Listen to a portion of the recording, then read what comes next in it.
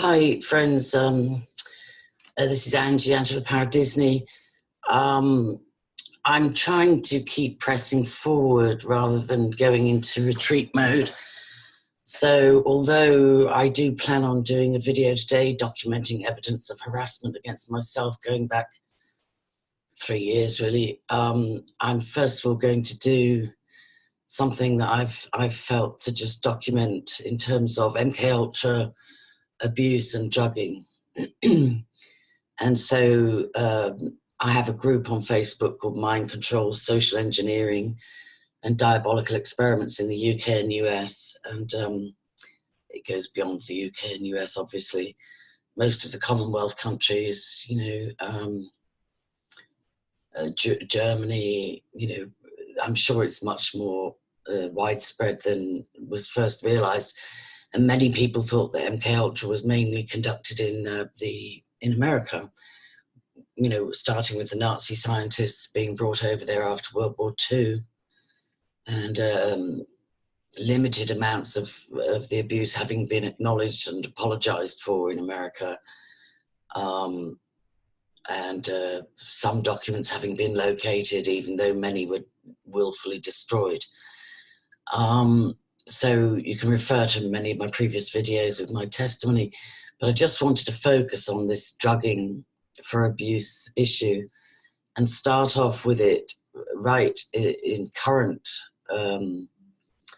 a current situation that I'm trying to get justice for and not succeeding thus far, but at least documenting. So my sister died in suspicious circumstances 3 years ago on May Day, although her death was written up as the 2nd of May, with the rigor mortis not having been nailed down to how many hours she had been dead. I believe she died on the night of May Day, and that was no coincidence. But the coroner that was originally dealing with me was very helpful, but she was taken off the case and her boss took over. I tried to get an investigation through Kells Gardaí, and welcome, by the way, to Drew Harris, the new Garda Commissioner. It does seem strange to have an ex-PSNI, and some are alleging ex-MI5, and Northern Irish accent person in charge of An Garda Síochána, the Irish police force. But I have also been told good things, especially with regard to your commitment to rooting out corruption in the police. So I keep an open mind, and my accent's English, so who am I to judge somebody by their accent, even though I identify and have an Irish passport.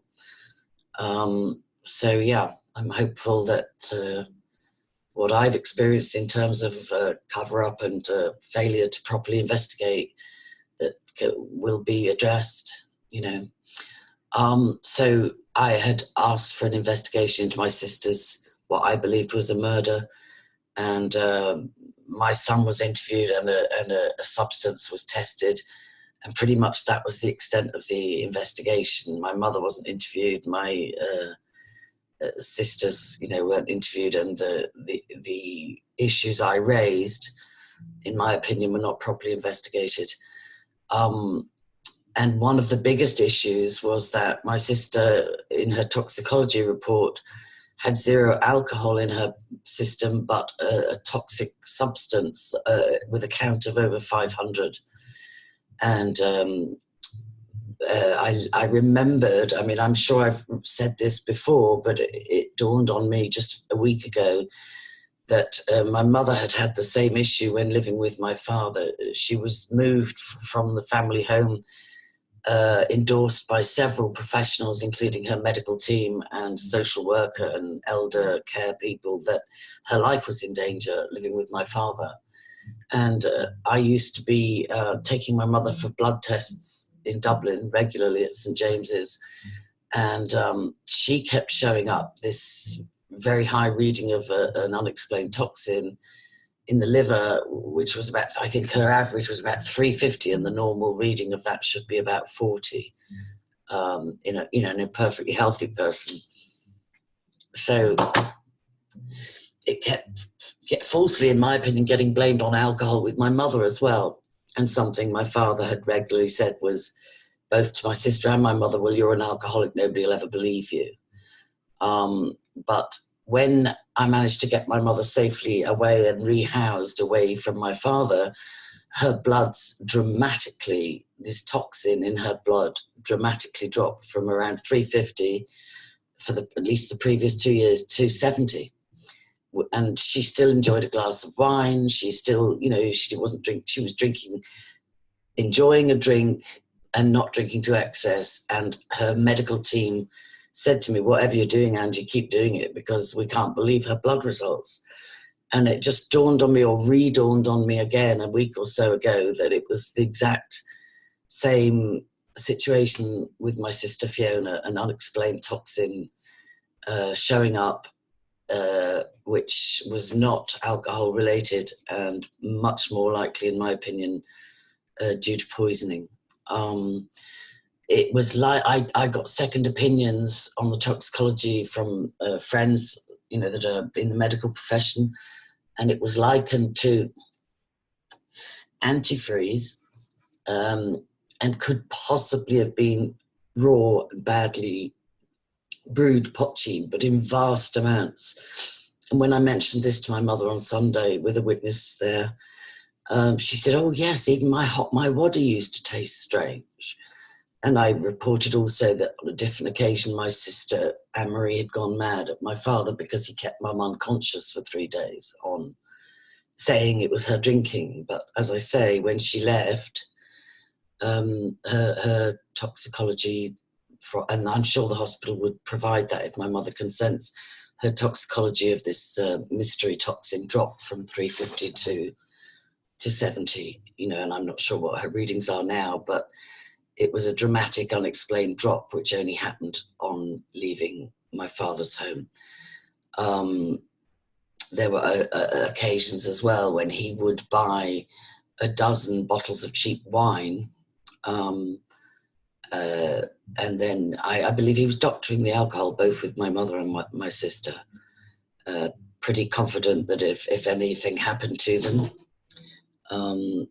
it would be covered as alcohol related. So indeed it was, if such were the case with my sister, where I was just so upset. She's somewhere now where she won't, she's beyond being insulted and framed.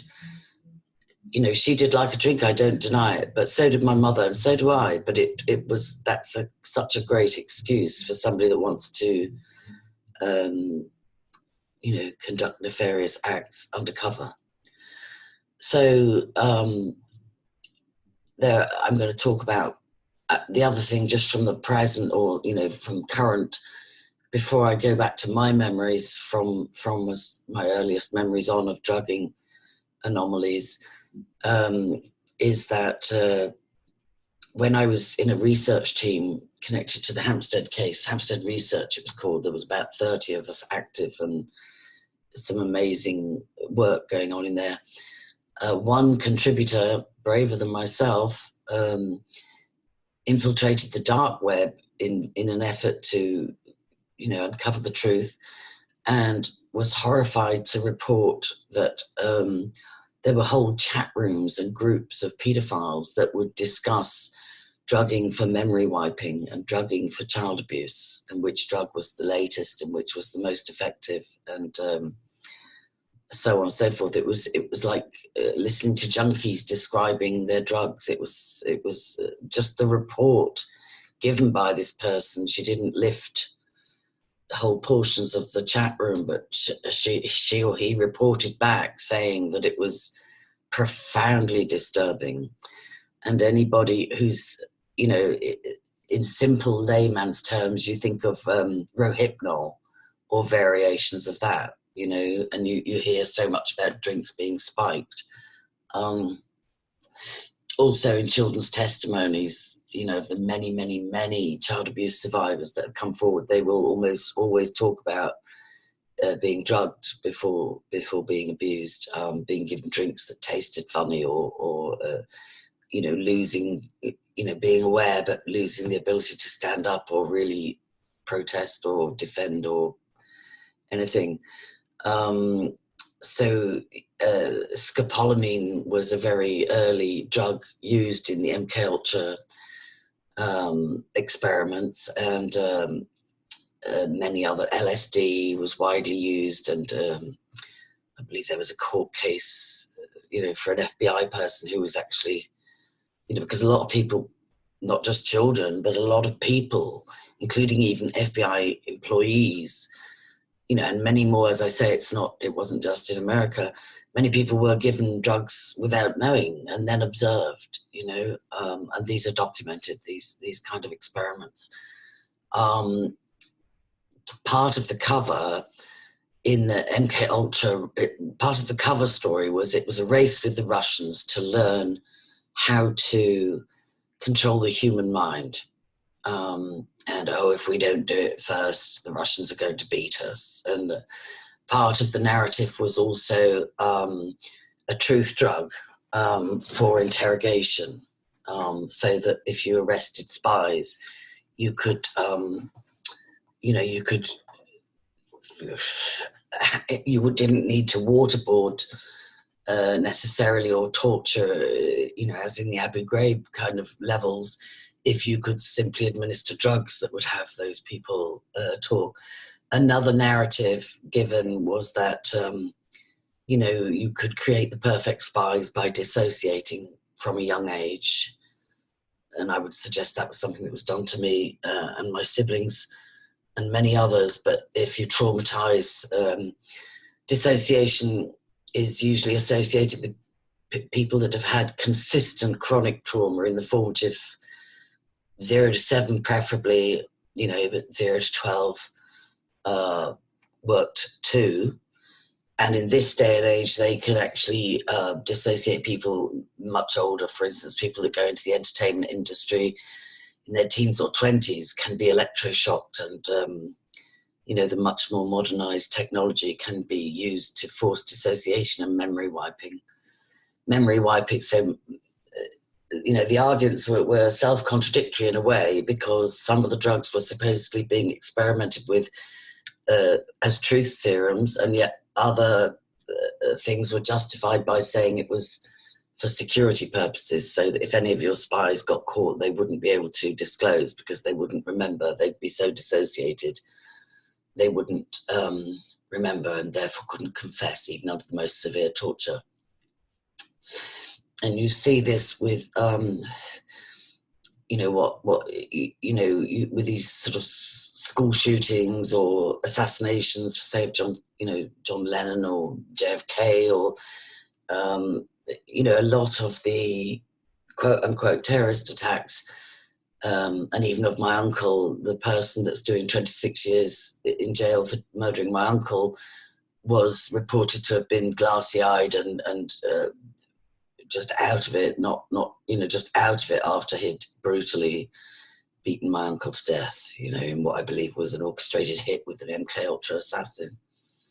So, so drugging has played a huge role, and it still does under different guises now, only it's called psychiatry. The levels of pharmaceuticals being prescribed to people worldwide, with side effects that maybe are not known or perceived or understood, is shocking. So pharmaceuticals played a big part in it, and I think a lot of people argue, why do survivors take decades to come forward? And I always used to say it was because, the lighting's not great in here, but never mind. I always used to say it was because, the trauma was so great that, you block it out, and dissociation causes you to block things out. And, life, when you've been damaged like that, especially in early childhood, staying alive becomes a daily challenge. So, and certainly if you go on to, attempt to have relationships or careers or both, or, and children, you file it away. You think, I don't have time, because if I remember that, I'll have a breakdown. I'll have a meltdown. It will blow my mind. I can't go there. But it's not just a case of trauma keeping you from disclosing. It's also a case, and if you do your research, you'll see this was true. It's a case of that was deliberate, that this was paedophiles' heaven, that they found drugs and trauma that could induce children to never remember what was done to them. It was also, I'm 61, so with my generation, most MKULTRA survivors were disposed of by about the age of 30, either by addiction or self-destruct or, you know, programmed suicide, hypnosis techniques and so on. So because for some reason early torture and hypnosis, which induced amnesia and amnesic wall and dissociation and, you know, so on, was known to break down around the age of 30. So even the 27 Club, with so many musicians and celebrities that died at the age of 27, one has to wonder, were they victims that, you know, with high profiles that nobody wanted to risk them starting to deprogram. So that's just another explanation. It's not just the trauma, it's induced hypnosis, torture and drugging for the purpose of having no living witnesses to the atrocities. So it was the biggest missing part of my healing, and I'm not there yet. I'm not fully remembering everything yet. I'm still on a journey. But when I understood the drugging and the deliberate drugging and the explanation for fragments of memories, maybe the middle of a trauma, but not remembering how you got there or what happened afterwards and so on, that just was huge for me. So I'll just recount a few drugging memories from early years. For instance, my sister that's dead now and myself, we found ourselves, we were living in Gibraltar, and I was, for 3 years, my father was in the Royal Air Force. We were stationed in Gibraltar, and I believe we suffered a lot of programming and abuse there, as well as in different camps in England and formatively in Germany, in RAF Vegberg, where we were both born. Strangely, at 3:30 in the morning, both of us at the exact same time, exactly 11 months apart, and supposedly in the same cot on the same ward, maternity ward, according to my mother. So I've said already that I was mute, pretty much mute until the age of 2. My sister Fiona was also showing anomalies of dyspraxia, dyslexia, and a lack of spatial awareness. It was a family joke that if you drew a line on the floor, she would trip over it, you know. And it was, you know, all these anomalies are translated into family legend and explained away. And it's only when you look back with an adult critical thinking mind and think, you know, for instance, it was explained to me that I spent most of my first 5 years in hospital because I was a bronchitic baby, and I used to get bronchitis every time, you know, I was teething, but nobody teethes until they're 5. You know, that's just doesn't explain it. I'll make a separate video about medical injuries, but I'll try and stay focused on drugging anomalies in this video. So just one very clear memory was I was between the ages of 5 and 8. Fiona was between 6 and 9 while we were in Gibraltar, so young. So even if you say it was 2 years into the stay, I would have been 7, she would have been 8. And I have a very clear memory, which she validates. Well, she did, only she's not here anymore. Of us being in a very dingy, dark, sort of cafe-type pub, shebeen-type drinking spot where a 6 and 7-year-old had no right being in Gibraltar, let alone being there alone. And for some reason, we were there alone. I don't believe we lived, you know, on North Front on the beach, Eastern Beach, just beside the airport. It was too far for us to have walked to town, so somebody had driven us and left us there. And the conscious memory part of it is we were given a drink, a Fanta and a Coke, I think it was each, which with hindsight now I firmly believe were drugged. And normally a Fanta or a Coke would be a huge treat to us, because part of our conditioning was also to, deprivation. So you'd be hungry and, you'd feel in a constant state of hunger and poverty and lack and, anxiety and so on. But so normally if somebody had said to us at 6 and 7, oh, look, here's a Fanta and here's a Coke, you can have it all to yourself, that would have been wonderful. But I think we must have, on some level, sensed A, that we weren't safe, and B, that there's something wrong with the drinks.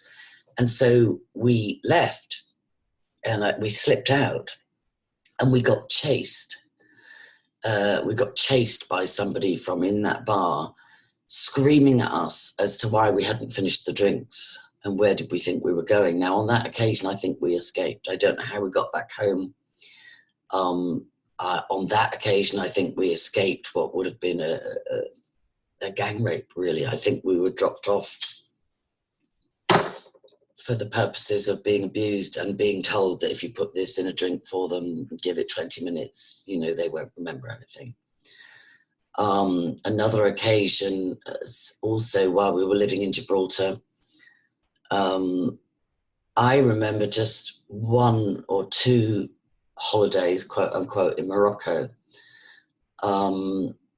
My older sister said no, we went much more frequently than that, and her explanation was because the border with Spain was closed at that time. Daddy used to get cabin fever, and so he used to take us camping in Morocco, which again sounds like a family legend that's a cover, for the truth. But on one occasion, I remember at least 2 occasions, but on one occasion, and there always seemed to be a random RAF man that would accompany us. So it would be Dad and Mum, us 5 little girls, and a random military man. And Dad would, I don't know what excuse he would make, oh, he's single, or I just invited him along for the holiday, or whatever. But we were being fed a stew, and it was, I would suggest, so clumsily poisoned that it was beyond recognition of any kind of edible food. And we all complained and said, oh, God, Daddy, we can't eat this. It's horrible. It's horrible. Please don't make us eat it. Daddy, we'll go hungry. We can't eat it. And we were forced, absolutely forced, out of, we would get regular, very severe beatings. None of us would dare to openly defy my father, but we were forced to eat every last bit of it. And then you go blank. There were dramas in Moroccan holidays where we had to flee a certain town or village, and we would have an estate card. We were a family of 7 and might have another RAF person with us. So there's 8 people and all our camping gear. So we used to have a sort of trailer thing as well. And I remember an occasion, and again, 2 of my sisters have corroborated this memory, where we fled. We left in such a panic. We actually left the trailer behind on one occasion. And my father's explanation was that he jokingly sold us to a Moroccan in exchange for, and Dad's version is that he did a deal with a Moroccan to sell us in exchange for 7 camels or something, and that the Moroccan hadn't realized he was joking. And then the Moroccan got aggressive and was going to stop us leaving without, was going to take at least one of us without letting us leave. And, and that was another sort of family legend, like, oh, do you remember the time, we had to escape so quickly because the man really thought you meant it. Well, I would suggest, again, with adult creative, critical thinking, that my father had indeed, pimped us out, and one of the customers was unhappy for whatever reason. Maybe, another joke that my father used to say all the time was, it doesn't matter if something happens to one of them, I've got 4 more. I don't think he was in the market for selling one of us, although Fiona was almost, quote unquote, given away a couple of times in Germany. And that was, again, family folklore. It's like, oh, the gypsies desperately wanted Fiona, they desperately wanted Fiona. But I think if it was so profitable for us to be trafficked, then obviously it's silly to sell us for a one-off, especially for a few camels or whatever ridiculous deal that was alleged to have been. Could have been for drugs, who knows? You know, there was huge drugs traffic between Morocco and Gibraltar and Tangier. And my father, although the border was closed, he had arrangements with the border guards where he could smuggle things, you know, into Spain without too much problem at all. He used to sell luxury cars in Spain, made a lot of money doing it because the border was shut. So how could he be selling luxury cars from Gibraltar to Spain if the border was shut? And a lot of the young military, I think there was Army, Air Force and Navy stationed on Gibraltar as a colony. And so a lot of the single military guys would buy themselves a lovely convertible while they were there for 3 years. And then most of them wouldn't be bothered to ship it home and would sell it for way below market value. And my father made an awful lot of money and somehow had an arrangement where he could cross the border. You know, he used to sell spaniels and German pointers across, smuggled through the border. There were ways, and my father knew them. So that's another clear drugging memory. Obviously, the two occasions, I had two very clear hunting memories. And with one, I was conscious of running for my life and being hunted, and then I was conscious of how long I ran, and I didn't think I could run anymore, and I thought I was going to die from my heart. And then I fell face down, and then the next memory is sometime later of being face up and being urinated on by several men, including one that I believe to be Lord Bramall, which would corroborate with Esther Baker's testimony. So obviously there's some drugging between, you know, unless you speculate that when I fell face down, I may have become unconscious and then somebody flipped me over, but it doesn't make sense. It doesn't make sense. Other drugging memories or coming out of a twilight zone and transitioning too quickly would be, for instance, my father would say that he was taking myself and my sister Fiona, we were going ferreting at night. He would say it would be great fun for us. And so it's where you put a ferret down a rabbit hole and it scares them out and then you catch the rabbit, or, you know, little adventures. My father was always hunting, shooting. The only thing he didn't do was fishing, but, you know, he trained and bred gun dogs and he would go shooting and that whole thing. And sometimes we'd be taken along, but have no memory of it. And, you know, remember the excitement of being allowed to stay up late or got out of bed late at night. Now, you know, some of those awful hobbies are conducted in the dark, you know, are conducted at night. So, you know, you sort of accept the explanation that, you know, it's time to get up, you're allowed to go with daddy tonight, you know, you're going rabbiting or whatever it might be. But having, you know, so remembering the excitement of getting dressed and the sort of revulsion at the ferrets and, you know, the kind of anxiety or whatever, but then not remembering much of anything after that. And for instance, as well, I got two pet squirrels, baby squirrels. I was allowed to raise them as pets from a forest near Rudloe Manor in Wiltshire.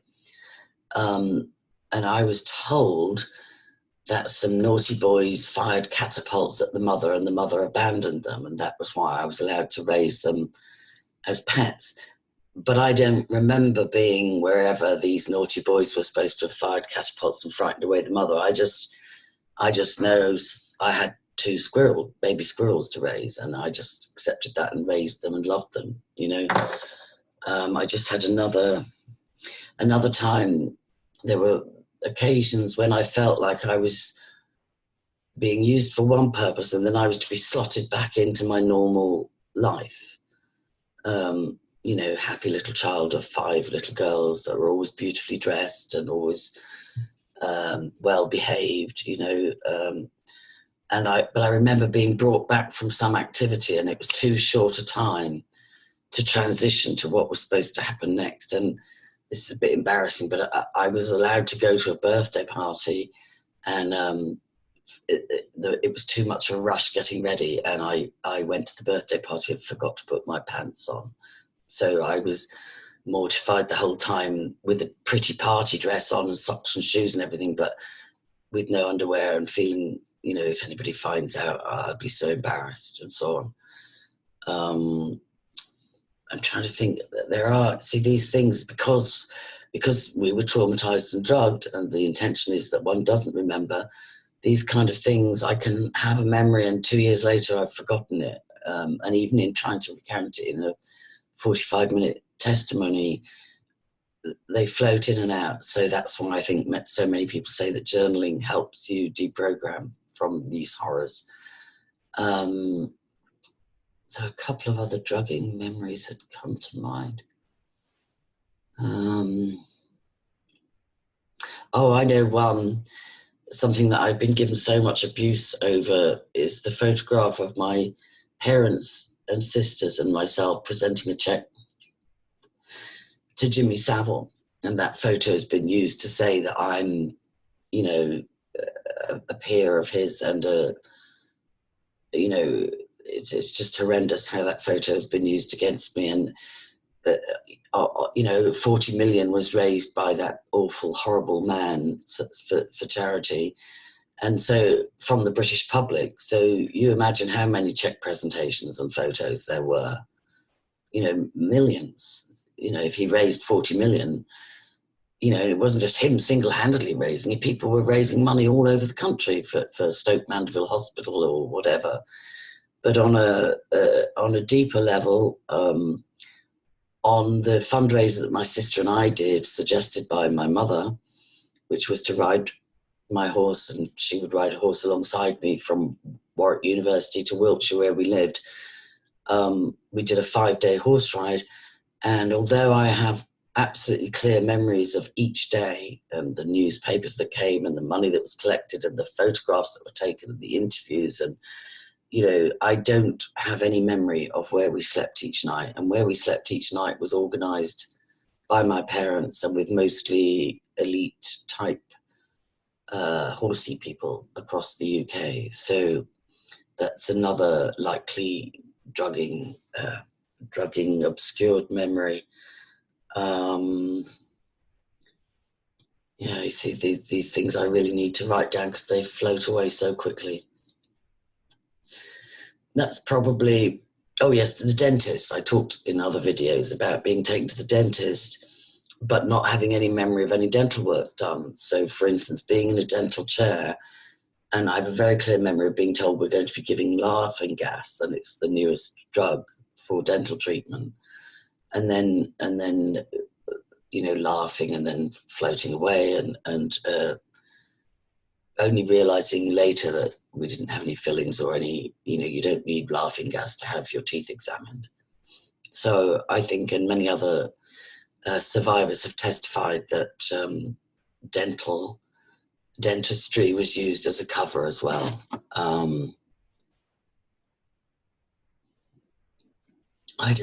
I think that's enough for now. It's painful to go through these memories, but I just wanted to share it because I think I share some of them because I think it's relevant to others deprogramming and coming awake. Not for people to assume.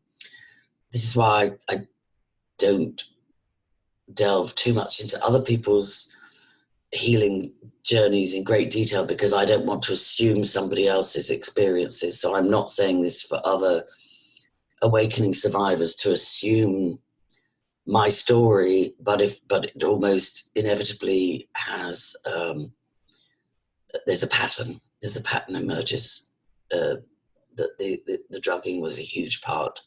Certainly in my generation, the drugging was a huge part of the trauma-based mind control.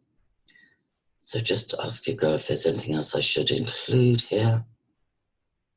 And I ask for protection over this video and this disclosure. And I ask that anything I share publicly would help others coming awake and healing, and those of us that have survived. I just pray for healing and truth and justice.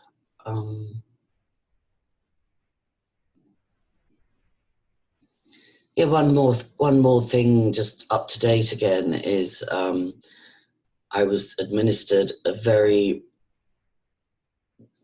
controversial and powerful quote-unquote antibiotic, which has been being flagged for the side effects being off the charts in terms of blowing out people's joints irreversibly and causing fractures and arthritis and osteoporosis in people that otherwise wouldn't have got it if they hadn't had that drug.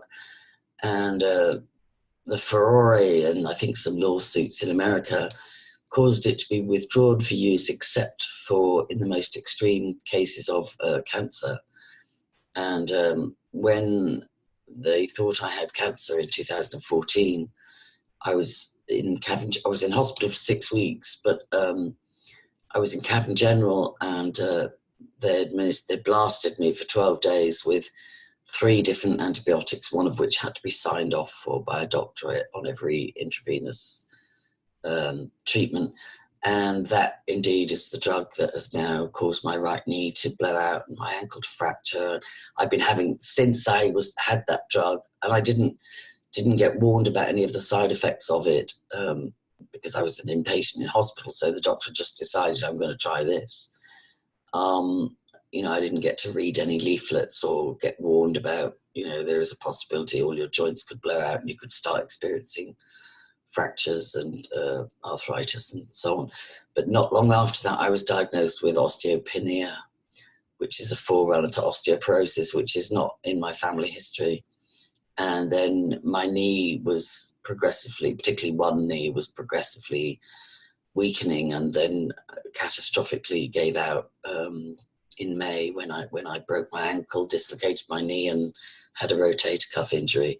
So I don't take any pharmaceuticals anymore. I take inhalers, but you know, that's all I take. Is, you know, if I quit smoking, I probably would not need to take those. If I quit smoking and increase my exercise regime, but I'm not so much talking about big pharma in terms of toxins. I'm talking about secret drugging of children for the purposes of abuse and memory wiping. And electroshock was also used for the same purpose. And I've talked about my mother being actually told that she was being admitted for 4 months to Roundway Hospital in Devizes in Wiltshire. This is well documented. And she was electroshocked, I think, 4 times a week. And they told her specifically, as well as I think another time at the Maudsley, they told her that this treatment would erase any traumatic memories that were causing her depression or nervous breakdowns.